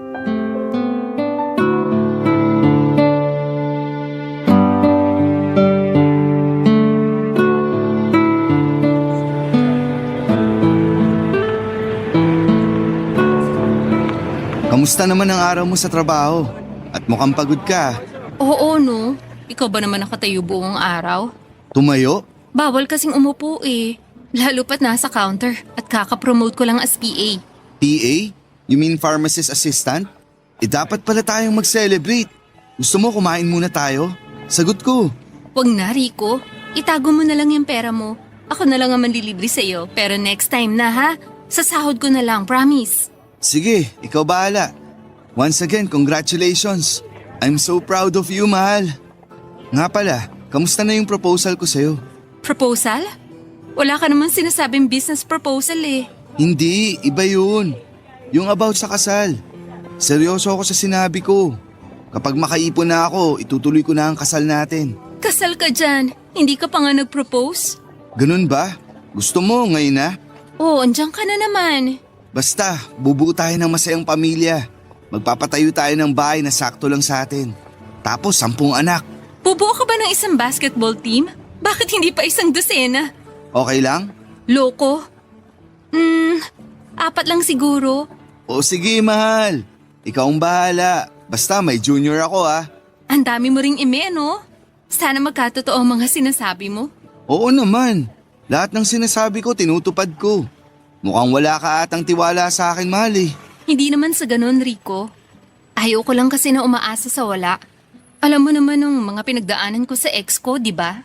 Basta, mahal. Ito lang ang tatandaan mo. Mahal na mahal kita. At lahat ng sinasabi ko sa'yo, magkakatotoo. Basta, magtiwala ka lang ha. Kapag ikaw hindi mo yan tinupad at niloko mo ko, makakatikim ka talaga sa akin. Makakatikim? Mukhang gusto ko yan Alam mo, Rico, puro kakalokohan. Hindi ko na alam kung baka pinagtitripan mo lang ako eh. Totoo nga. Kapag makaipon na ako, tutuparin ko lahat ng yun. Promise. Kung makakaipon ka na, edi matagal pa yun. Konti na lang at mabubuo ko na ang iniipon ko para sa kasal natin. Huwag ka lang mainip, mahal Yes, mahal. Magtitiwala ako sa'yo. Oh, ayun na pala ang iniintay natin. Si Manong. Ano, Glenn, tara? Okay, tara. Para makapagpahinga na rin tayo, mahal.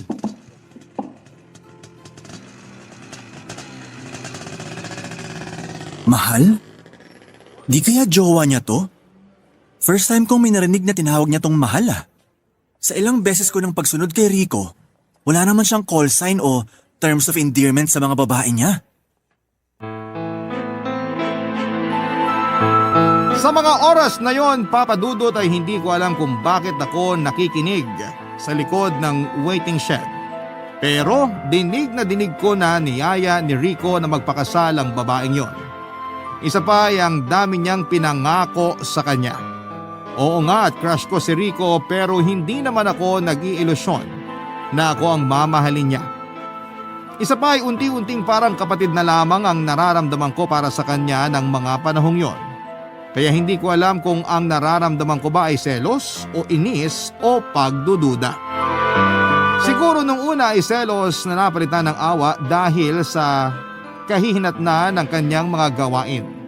Kahit na seryoso na siya sa ibang babae ay patuloy pa rin siyang nagloloko at ang mga ginagawa niya ay panloloko sa mga babae na mga dinadala niya sa motel. Oo, Papa Dudut, may mga pagkakataon na nakita ko si Rico na dinala sa motel yung mga babaeng kinita niya. Napag-alaman ko pa na minsang uma-absent ito sa trabaho para lamang siguro'y gumawa ng mga kalokohan. Hindi ko na sila sinundan pa pero nakakasigurado ako na ihahatid ni Rico diretso pa uwi ang babaeng yon kasi napansin ko na yung babaeng yon lang ang hindi dinala ni Rico sa motel. Pero minsang hindi ko sinasadyang umuwi ng maaga. Pagpasok ko sa apartment ay naabutan ko sina Rico at Glendy na hubot-hubad. Nagkagulatan pa kaming tatlo. Natulala at nanigas ako sa kinakatayuan ko at sila naman ay agad na nagbihis Papa Dudut.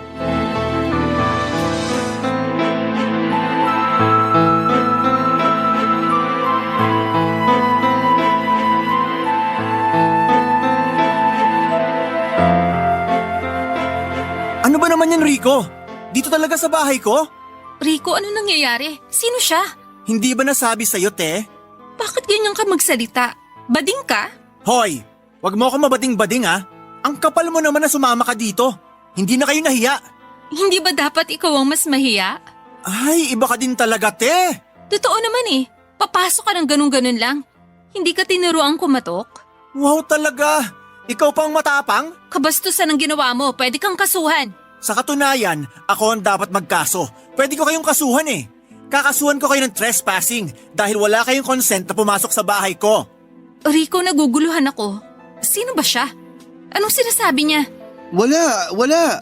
Si Jam yan, ka-roommate ko lang. Nakikitira lang siya sa akin. Jam, mamaya na tayo mag-usap. Roommate? Nakikitira? Hiyang-hiya naman ako sa'yo. Pwede ba, tigilan mo yung pagsiselos mo? Wala naman tayong relasyon ah. Ano? Huwag mo ko binabastos ha? Eh kung sabihin ko kaya sa kasama mo na playboy ka at gabi-gabi lumalabas ka para i-meet up ang mga babae mo. At ito pa, sinasama mo sa motel. Ha? Jam, huwag kang gumawa ng storya. Mas lalo mo lang pinapalaki ang problema. At ako pa ngayon ang nagpapalaki ng problema?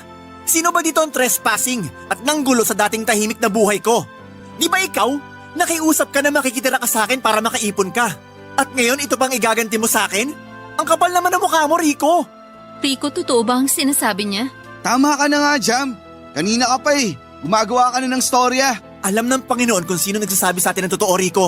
Oo, at ako ang nagsasabi ng totoo. Gumagawa ka lang naman ng storya eh. Wow ha? Ako pa ngayon ang gumagawa ng istorya. Mahiya ka naman, Rico, sa mga pinagsasabi mo. Please, Jam, tumahimik ka na. Alam ko naman bakit ka nagagalit eh. Dahil may gusto ka sa akin, bakla ka. Alam mo, matagal ko nang alam yan, Jam. Pinapakisamahan na lang kita dahil nakikitira ako sa'yo. Oo, totoo nagkagusto ko sa'yo dati. At unti-unting nawala yon nung tumira ka na dito sa akin. Napalitan nyo ng malasakit at tinuring na lamang kita bilang kapatid. Naawa lang ako sa'yo nun, Rico. Kaya kita pinahintulutan tumira sa akin. At ito pang igaganti mo sa akin, ha? Aalis na ako at huwag niyo na akong idamay sa problema niyo. Glenn, makinig ka naman sa akin oh. Let me explain. Ang gusto ko, explain mo yung sinasabi niya. May mga babae ka ba? Huwag kang makinig sa kanya. Bahala ka na sa buhay mo, Rico. Sinungaling ka. Hindi ko inaasahan na magagawa mo to sa akin. Akala ko pa naman nagsasabi ka ng totoo. Baka nga ibang Rico pa tong kausap ko eh. Umamin ka. Totoo ba ang lahat ng sinabi niya? Umamin ka! Oo, Glenn, pero… Wala nang pero-pero! Diyan ka na! Manloloko ka! Akala ko ako lang! Diyan ka na! Glendy! O ano? Ba't ka tumahimik? Masaya ka na, ha? Tingnan mo ang nangyari. Iniwan na ako ng babaeng pinakamamahal ko. Kung hindi ka lang naging epal, edi sana hindi mangyayari to. Hindi ko akalain, Papa Dudut, na mauuwi kami sa pag-aaway ni Rico. Maayos naman ang pakikisama ko sa kanya kaya isang palaisipan sa akin kung bakit niya nagawa yon. Normal lang naman sa babae at lalaki ang ginawa nila. Pero yung sa bahay ko, ginawa yon tapos sa'yo ko pa yung mali ay ibang usapan naman po yun. Umalis si Rico pero bago siya umalis ay sinumbatan pa niya ako. Ako pa talagang nasumbatan. Pero hindi ko na lamang pinatulan kasi sa totoo lang ay nakakabobo. Yung parang bola na ipapasa niya sa akin yung sisi. Nang makaalis si Rico ay napahiga na lamang ako sa kama. Ang daming iniisip at isa doon ay ang landlady ko. Siguradong nadinig niya ang iskandalo. Iba pa ang hiya ko naman sa mga kapitbahay ko. Marahil yun na nga ang katapusan ng aming pagkakaibigan at bilang roommates ni Rico. 2 buwan nang lumipas ay hindi ko na nakita si Ricong muli at nakausap ko ang kaibigan kong si Dada na boss ni Rico sa trabaho. Wala na pala si Rico sa pinagtatrabahuhan nito dahil sa madalas na pag-absent niya ay tinanggal siya sa trabaho. Naawa ako sa kalagayan ni Rico ng panahon na yon, Papa Dudut. Pero hindi ko na alam kung paano siya mahahanap. Isang araw ay may kumatok sa pintuan ng apartment ko at laking gulat ko. nang makita sa aking harapan ang isang taong hindi ko na inaasahan pa. Papa Dudut. Barangay Love Stories. Barangay Love Stories. Pagkalipas ng 2 buwan ay may kumatok sa pinto ng aking apartment. At nang binuksan ko ito ay nakita ko si Glendy, ang babaeng kasama ni Rico ng gabing masira ang pagkakaibigan naming dalawa. Hindi ko sana siya gustong pabuksan ng mga oras na yon dahil galit pa rin ako sa kanya. Pero hindi ko natiis kaya hinarap ko pa rin siya at pagbukas ng pinto ay agad ko siyang nasigawan. Tumahimik na lamang siya at hindi niya ako sinigawan pabalik. Maya-maya ay may isang kapitbahay na dumaan sa tapat ng pinto ko at nakilala si Glendy bilang ang babaeng nag-iskandalo dati. Pinagsabihan siya ng aking kapitbahay ng medyo mga masasakit na mga salitang binitawan nito kay Glendy. Halos maiyak siya sa sinabi ng aking kapitbahay na kesyo malandi siya at sa bahay pa ng iba gumagawa ng himala. At dahil doon ay naawa naman ako kaya napilitan akong papasukin si Glendy para tantanan ng kapitbahay ko. Pero hindi lang doon ang awa na naramdaman ko nang pumasok siya sa loob ng tinutuluyan ko. Hindi ko alam kung ano pero naaawa ko sa kanya ng husto. Walang sarcasm yon, Papa Dudut, kasi parang hindi maganda ang dala niyang balita ng mga oras na yon.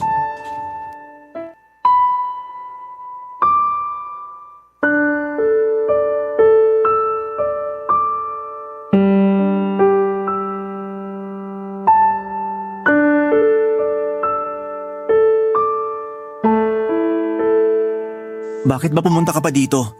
Kung hinahanap mo si Rico, hindi na siya dito nakatira. Nako, kung ano man yung problema niyo ni Rico, labas na ako dyan, Glenn. Hindi ako naparito para maghatid ng gulo. Sa katunayan, hinahanap ko talaga si Rico. Nasaan na kaya siya? Saan siya lumipat? Hindi ko alam. Wala na kaming komunikasyon matapos yung araw na nag-iskandalo tayong tatlo.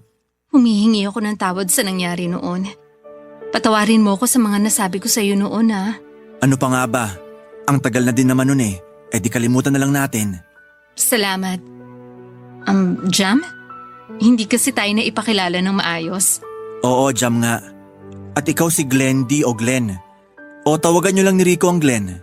Glenn talaga ang nickname ko sa lahat, hindi lang kay Rico. Pasensya ka na pala kung magulo ngayon dito sa apartment ko. Wala kasi ako sa tamang katinoan ngayon para maglinis. Sa dami rin ng mga problemang iniisip. Okay lang, Jam. Hindi naman ako magtatagal. Pero itatanong ko lang uli kung may ideya ka kung saan na kaya si Rico ngayon. Ewan ko. 2 buwan na rin nung huli ko siyang nakita simula nung nag-away tayo. Actually, kinokontak ko rin siya eh, pero hindi sumasagot. Nalaman ko nga na nasisanti siya sa pinagkatrabahuhan niya. Ikaw ba? Hindi mo na rin ba siya nakontak? Hindi na eh. Actually, ako yung nagtago noon. Pero nung mapagpasyahan ko siyang kontakin, wala na. Hindi niya na sinasagot ang telepono niya. Ganon din siya sa akin. Natanggal pala siya sa trabaho. Paano kaya siya nabubuhay? Sa palagay ko, nagpalit siya ng SIM card. Baka nga. Di bale, susubukan kong kontakin. Magtatanong ako sa iba pa naming mga kaibigan. Sa totoo lang, Jam, naaawa rin ako sa kalagayan ni Rico. At nalaman ko pa na nasisante siya sa pinagtatrabahuhan niya. Baka kaya siguro siya nagpabaya sa trabaho dahil sa mga nangyari. Oo, siguro hindi niya rin kinaya ang mga nangyari. Siya nga pala, ano ba sana pakay mo sa kanya? Makikipagbalikan ka ba sa kanya? Hindi. Pumarito ako dahil gusto ko lang magpaalam. Magpaalam? If you don't mind, anong sasabihin mo sa kanya? Magpapaalam lang sana ako sa kanya na aalis na ako at pupunta muna sa ibang bansa. Jam, huwag ka magugulat. Buntis ako at si Rico ang ama. Totoo bang narinig ko, Glenn? Nabuntis ka? At si Rico ang ama ng batang yan? Oo, Jam. At kay Rico ko lang binigay ang pagkababae ko. Kaya nakakasiguro akong anak namin to ni Rico. Eh kung ganun, dapat lang pala nakontakin natin si Rico. Teka, subukan ko kontakin ha, para mapanagutan niya ang batang yan. Wag na, Jam. Actually, hindi dahil dyan ang pinunta ko dito eh. Hindi para panagutan ni Rico ang bata. kundi para ipaalam lang na pinagbubuntis ko ang anak namin ni Rico at aalis na ako papuntang ibang bansa. Jam, pumarito din ako dahil gusto kong humingi ng kapatawaran sa mga nasabi at inasal ko noong mga panahong nag-away tayo. Ako din. Gusto kong humingi ng tawad at nahusgahan ko ang pagkatao mo. Tao lang tayo, nagkakamali. Sorry talaga, Glenn. Sana mapatawad mo rin ako. Salamat, Jam. At napatawad mo na rin ako. Oo naman.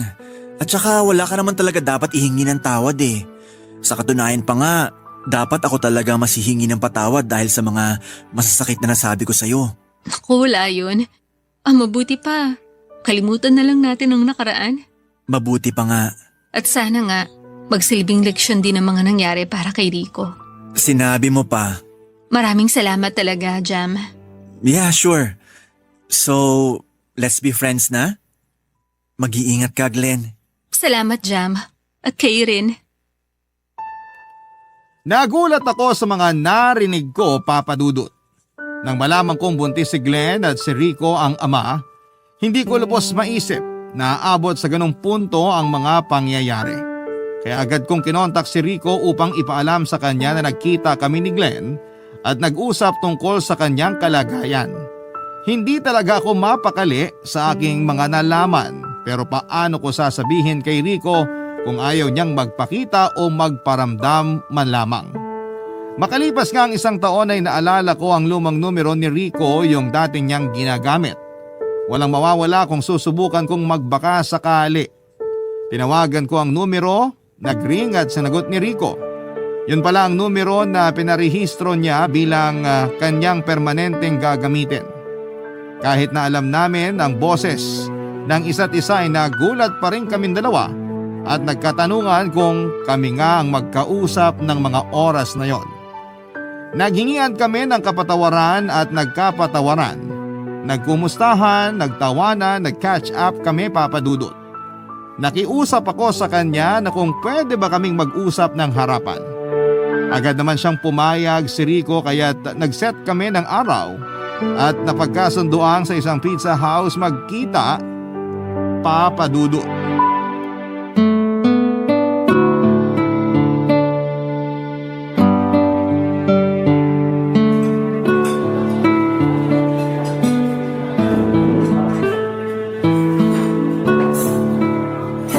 Jam, kamusta ka? Okay lang naman. Pwede ka bang mayakap? Walang mali siya ha. Ikaw talaga. Halika nga dito. Kumusta ka naman? Mukhang blooming pa rin ah. Sana naman okay ka talaga, Rico. Teka, dito ka na pala nagtatrabaho sa pizza house? Oo, at hindi lang nagtatrabaho, Jam. Kundi ako ang may-ari ng pizza house na to. Pwede nga. Yan ka na naman eh. Pinaprank mo naman ata ako eh. Baka may camera dito ha? Oo nga. Nakaipon ako ng malaki nung nakikitira ako sa apartment mo. Talaga ba? Nice. Nakakatuwa naman tong achievement mo. Salamat. Ikaw naman, mukhang yayamanin ka na rin eh. Nasa government ka pa rin ba? Nako, di naman. Ganyan na talaga ako. Woke up like this. Charot. Oo, nasa government pa rin ako. Napromote ako ulit, Rico. Dahil nagustuhan ng boss ko ang pagiging masipag ko sa trabaho. Hindi na ako magtataka kung magiging boss ka na rin dahil masipag ka eh. At in fairness, bagay din sa'yo maging boss. Aminin. Sinabi mo pa. Joke.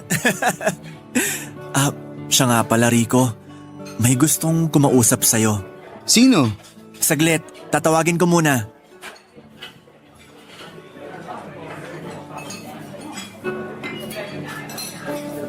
Glenn? Rico, kumusta? Glendy? Oo nga, siya nga yan. Hindi ka makapaniwala? Nabigla lang ako. Okay naman ako. Sinong baby na to? Uy, natutulog. Ang cute naman. Kargahin mo siya. Ha?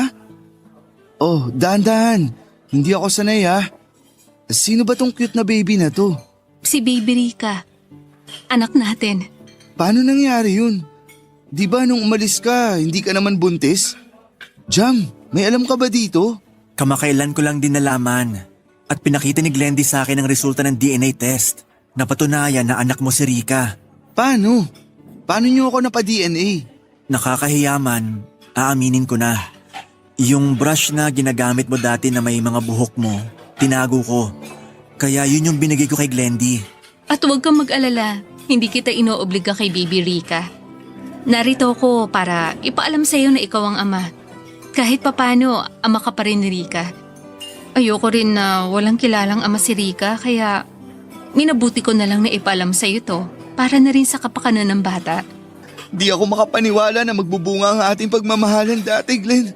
Alam mo, Rico, si Baby Rica ang nagsilbing lakas ko nung nasa ibang bansa ako. Nangarap ako ng maayos na buhay para sa kanya. Anak, tulog ka lang ha. Kakargain kita. Ako ang papa mo. Mana sa'yo yan eh, tulog mantika. Pati itsura ko namana niya. Sige na nga. Ilong, lips. Ewan ko yung mata kung sa akin namana. Nakapikit pa kasi siya eh. Ako ba walang ambag sa itsura ni Baby? Sana ang kabaitan mo. Ano ba? Maiiyak ako niyan eh. Huwag kang iiyak. Baka magising si Baby. Oo nga. Ay, tama na nga muna yung papuri sa akin. Mabuti pa, Rico, ibigay mo muna kay Glendy si Rica. Tapos lutuan mo kami ng bestseller mong pizza. Balita ko masarap raw ang pizza nyo rito. Ay oo. Ipapatikim ko sa inyo ang chicken pastil pizza. 30 minutes lang, luto yun. Isasalang ko lang, tapos kwentuhan tayo. Bittersweet ang moment na yon at puno ng kasiyahan para kay Rico. Lubos ako nagpapasalamat sa Panginoon, Papa Dudut, dahil nagkapatawaran kami at wala nang galit sa aming mga puso. Isang masayang pangyayari ang pag-uwi ni Glendy mula sa Amerika. Hindi lamang para mabinyagan si Baby Rica, kundi pati na rin para maipakilala niya ito sa ama na si Rico. Kahit na nasa malayo si Glendy at ang kanilang anak na si Baby Rica, ay patuloy pa rin si Rico sa pag-update para sa bata. Natutuwa rin si Rico sa kalagayan ni Glendy sa Amerika at nalaman niya na meron na itong boyfriend at malapit ng ikasal. Kahit na ganoon ay ipinangako ni Glendy kay Rico na ang apelyido niya ang gagamitin ng kanilang anak na si Rica. Sa totoo lang, Papa Dudut, ay parang bumalik sa dati ang masayang pagsasama namin ni Rico. Ngayon ay nakatira na ako sa bahay niya. Oo, Papa Dudut, may sarili ng bahay si Rico at sa kanya ako nakatira. And guess what? May sarili akong kwarto. At hindi na ako nag-aalala kung may dalang bisitang babae si Rico. Alam ni Rico na sapat na ang espasyo para sa aming dalawa. Salamat po ng very big, Papa Dudut, sa pagbasa ng sulat ko. Maraming salamat po, lalo na sa Barangay Love Story, sa patuloy na pagbibigay daan sa aming mga pakikipagsapalaran sa buhay. More power po sa Barangay LS 97.1.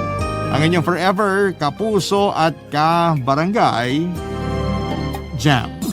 Ang buhay ay mahiwaga, laging may lungkot at saya. Sa Papa Dudut Stories, laging may karamay ka. Mga problemang kaibigan, dito ay pakikinggan ka. Sa Papa Dudut Stories, kami ay iyong kasama. Dito sa Papa Dudut Stories, ikaw ay hindi nag-iisa.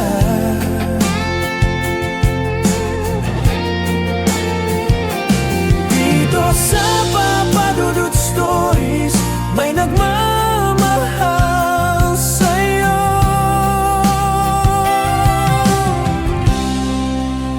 Papa Dudut Stories, Papa Dudut Stories, Papa Dudut Stories.